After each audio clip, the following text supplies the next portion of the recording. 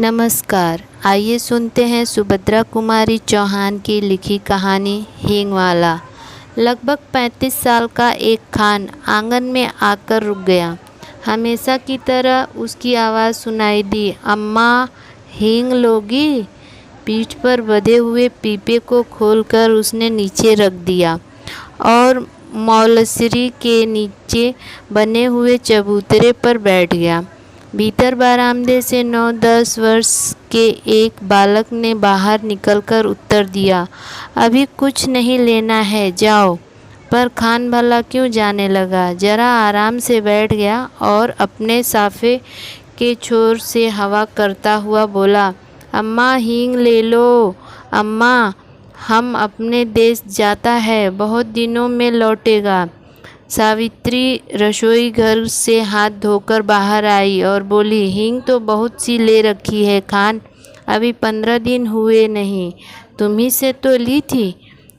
वह उसी स्वर में फिर बोला, हेरा हींग है माँ, हमको तुम्हारे हाथ की बोहनी लगती है, एक ही तोला ले लो, पर ज़रूर ले लो।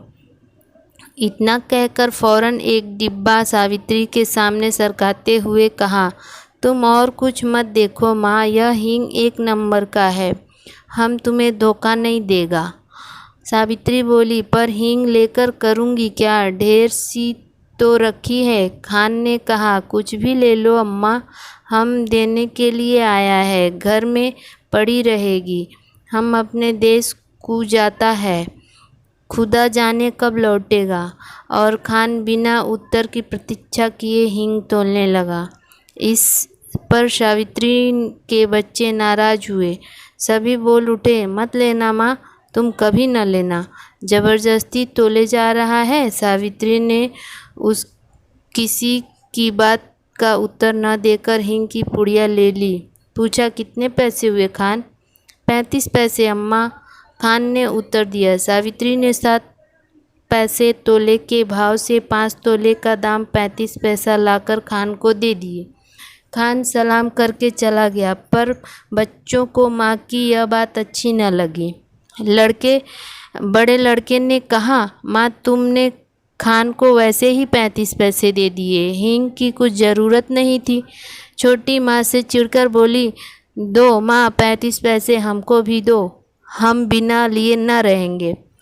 लड़की जिसकी उम्र 8 साल की थी, बड़े गंभीर स्वर में बोली, तुम माँ से पैसे न मांगो, वह तुम्हें न देगी, उनका बेटा वही खान है। सावित्री को बच्चों की बात पर हंसी आ रही थी।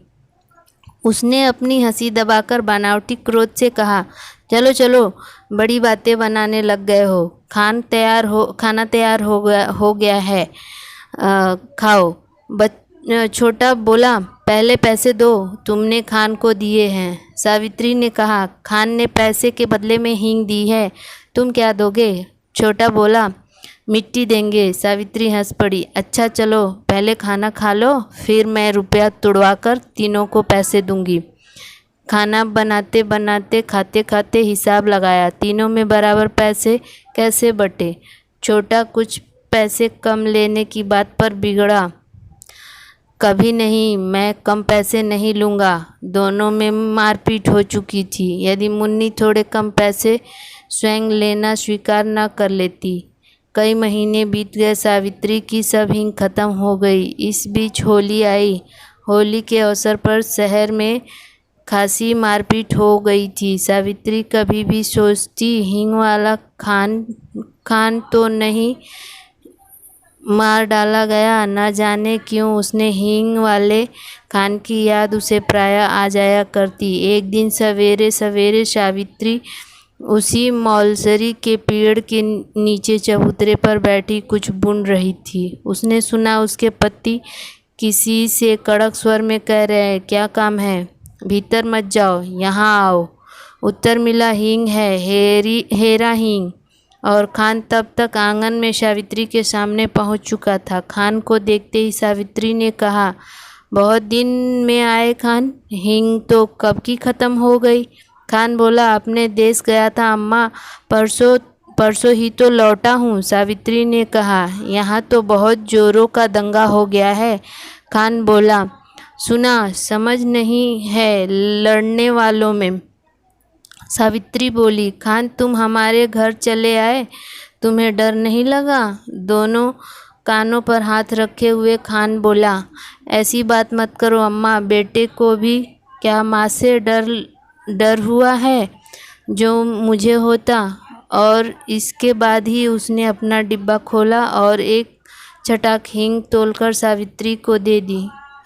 रंगरेजदारी दोनों में किसी के पास नहीं थी। खान ने कहा कि वह पैसा फिर आकर ले जाएगा। सावित्री को सलाम करके वह चला गया। इस बार लोग दशहरा दूने उत्साह के साथ मनाने की तैयारी में थे। 4 बजे शाम को माँ काली का जुलूस निकलने वाला था। पुलिस का काफ़ी प्रबंध था। सावित्री ने बच्चों से कहा, हम भी काली का जुलूस देखने जाएंगे। सावित्री के पति शहर से बाहर गए थे। सावित्री स्वभाव से भीरू थी। उसने बच्चों को पैसे का, खिलौनों का, सिनेमा का न जाने कितने प्रलोभन दिए, पर बच्चे न माने सो न माने। नौकर रामू भी जुलूस देखने को बहुत उत्सुक हो रहा था। उसने कहा, भेज दो न माँ जी, मैं अभी दिखाए कर आता हूँ। लाचार होकर सावित्री को जुलूस देखने के लिए बच्चों को बाहर भेजना पड़ा। उसने बार बार रामू को ताकीद की, दिन रहते बच्चों को लेकर लौट आए। बच्चों को भेजने के साथ ही सावित्री लौटने की प्रतीक्षा करने लगी। देखते देखते दिन ढल गया, अंधेरा भी चढ़ने लगा, पर बच्चे न लौटे। अब सावित्री को न भीतर चैन था न बाहर। इतने में उसे कुछ आदमी सड़क पर भागते हुए जान पड़े। वह दौड़कर बाहर आई, पूछा, ऐसे क्यों भागे जा रहे हो? जुलूस तो निकल गया ना? एक आदमी बोला, दंगा हो गया जी, बड़ा भारी दंगा। सावित्री के हाथ पैर ठंडे पड़ गए। तभी कुछ लोग तेजी से आते हुए सावित्री ने उन्हें भी रोका। उन्होंने भी कहा, दंगा हो गया है, अब सावित्री क्या करे? उन्हीं में से एक ने कहा, भाई तुम मेरे बच्चों को खबर ला के दो। 2 लड़के हैं, 1 लड़की, मैं तुम्हें मुँह मांगा इनाम दूंगी। एक देहाती ने जवाब दिया, क्या हम तुम्हारे बच्चे को पहचानते हैं माँ जी? यह कहकर वह चला गया। सावित्री सोचने लगी, सच तो है, इतनी भीड़ में भला कोई मेरे बच्चों को खोजे भी कैसे? पर वह अब भी करे तो क्या करे? उसे रह रहकर अपने पर क्रोध आ रहा था। आखिर उसने बच्चों को भेजा ही क्यों? वे तो बच्चे ठहरे, जिद तो करते ही हैं, पर भेजना उसके हाथ की बात थी। सावित्री पागल सी हो गई। बच्चों की मंगल कामना के लिए उसने सभी देवी देवता मना डाले। शोरगुल बढ़कर शांत हो गई। रात के साथ साथ नीरवता बढ़ चली, पर उसके बच्चे लौट कर न आए। सावित्री हताश हो गई और फूट फूट कर रोने लगी। उसी समय उसे वह चिर परिचित स्वर सुनाई पड़ा, अम्मा। सावित्री दौड़कर बाहर आई। उसने देखा उसके तीनों बच्चे खान के साथ सकुशल लौट आए हैं। खान ने सावित्री को देखते ही कहा, वक्त अच्छा नहीं है अम्मा, बच्चों को ऐसी भीड़ भाड़ में बाहर न भेजा करो। बच्चे दौड़कर माँ से लिपट गए। धन्यवाद। मेरी कहानी पसंद आई हो तो चैनल को सब्सक्राइब और वीडियो को लाइक कीजिए।